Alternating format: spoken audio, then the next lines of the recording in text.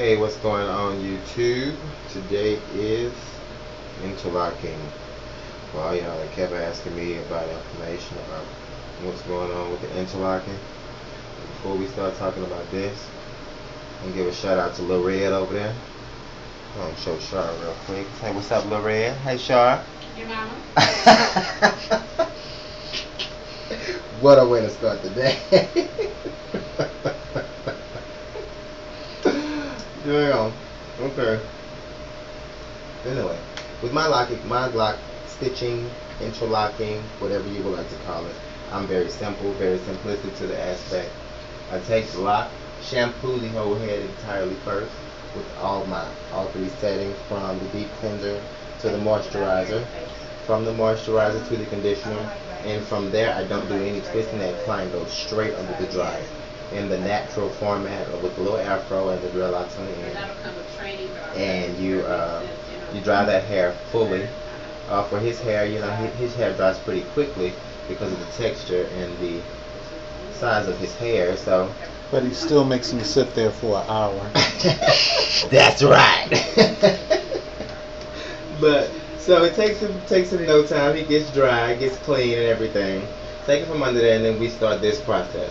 One thing that's good about his hair with interlocking is he does not like the extremely neat look, which is fine, because with this process we can take the hairs, cultivate them, clean them up, and still have that natural freeform. You can say that natural freeform look without having, a bunch of tightness, pulling, or over the top extra.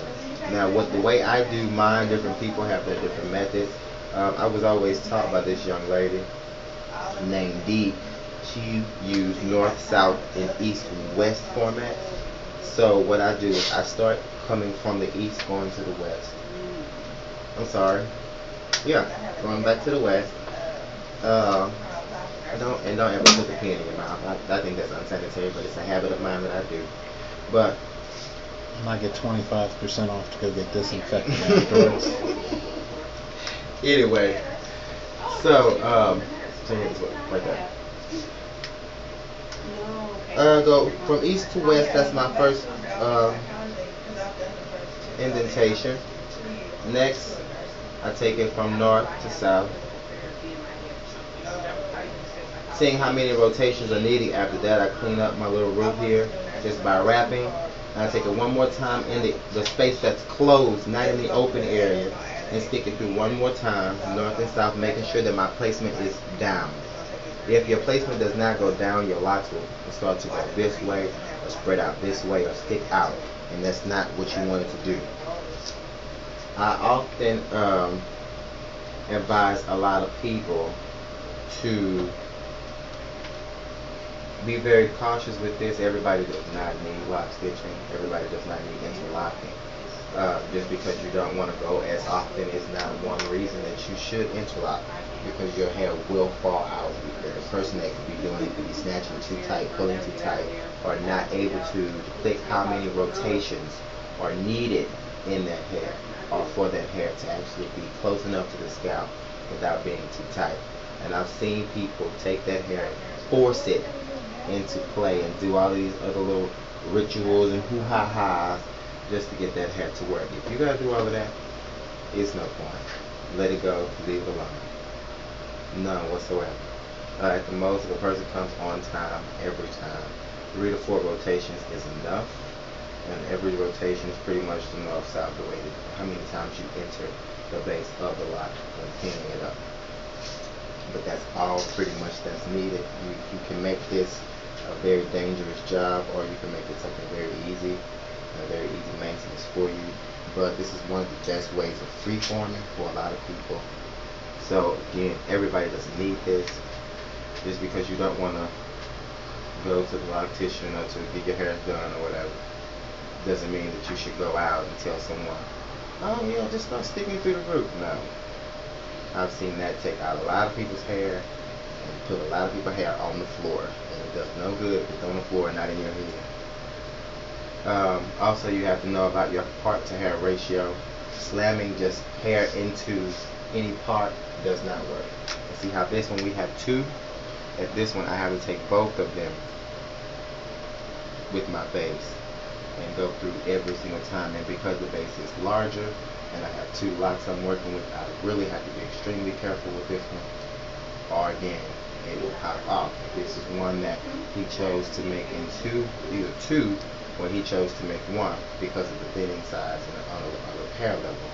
So know what's going on, know what's happening. If you're looking for a lock stitching, all of these little hairs here, you can try to pull those in. That'll be a very dangerous job. Don't do it. Don't do it. Seriously, don't. That could be a very, very dangerous job. Hair is only a fabric. It's only going to take so much before it gives. The idea of gravity works a lot in this method of locking and what you're going to be doing. You also need to, when you're sticking the pin in the base, make sure that you're in the base of the lock. You can start lifting little hairs here, and that'll make the lock unravel. When I twist the lock for my placement here,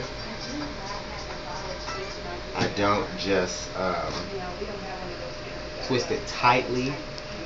I make sure that it's twisted with enough pressure to where it's comfortable, and I can slide everything that I need to slide through easily and quickly without him pulling away from me, saying ouch, ooh, running, or whatever. That's not going to pretty much work for him.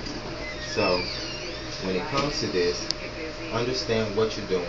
That was an ouch right there. Did you see me flinch? That was an ouch. When you do this, don't try doing it like that. Whatever he just did, don't do that. Pull those hairs apart. Don't do it. I'm trying to find out a safety pin. I like you, Stevie. You're good. It's a good model. Nobody else talks about it. Come in. Hey, the food is here. But yeah, like I was saying, the food came. I had to get the food. Gotta be eaten. But a lot can go with this, with understanding what you're doing, the placement of the whole value of this. It can be very fragile, and a lot of people that are losing a lot of hairs, or you're frizzing and you're not understanding what's happening. Somebody is telling you, okay, well just go interlock, it'll lock faster. Yes, it will lock faster, but if you're not understanding what's going on here, it will also fall out faster. And my famous old phrase, you getting out of the game will be a humongous issue, because you would be out, like just dead out, sorry. Nothing you would be able to do to bring it back. So watch this just a little more. Excuse me, see what I'm doing here. Understand this, and know that I recommend it for someone with same hair texture as himself, soft, straight, curly, someone on like an athletic level that has a very consistent shampoo rate, a very, very consistent. Someone that have like a mixture, a racial mixture or something of the sort. So wait, you can put testosterone on your hair? You just said it was athletic. I said someone of athletic, someone that works out with consistency of shampooing. I lost my train of thought. Anyway, just be careful to what you're doing. Understand what you're doing. Understand what's going on. And be mindful and integrous about this part of locking. It can be a very, very detrimental thing. It can go onto that label with coloring. If you don't know what you're doing, please do not offer this. Don't just snatch someone's head and just say, okay, I did it and it looks okay. No, this is not an okay move. This is one of those things you have to be knowledgeable, or client will be very dissatisfied. Understand the hair first and how it works and how it can work when doing this. Understand when to pull tighter, when to use more rotations, when to do a lot of things. So on this one, before you guys step out there and try different techniques with this, I would suggest a class or some one-on-one. If you want a class with me for it, let me know. I'll give you one. Other than that, excuse me, be extremely careful. If your client is hurting, stop. your client is complaining and don't understand, stop. You guys both should be on the same mutual wavelength, or anything else is completely. So I wanted to show you that, and you can see how we're cleaning up, and you can see the difference from here to here.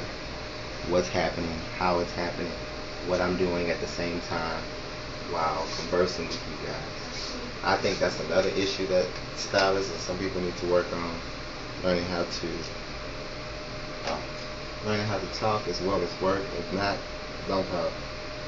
4 and 5 hours in the salon just getting twisted up, that doesn't work for no one. I'm sure other people have things to do, place to go, so do you. So make it happen, be professional, and let those folks go live their lives. Sitting in the room watching you all day doesn't behoove anybody. But you're cute. That's too bad. So, check me out for more. This is just interlocking. This also will be on the DVD as well.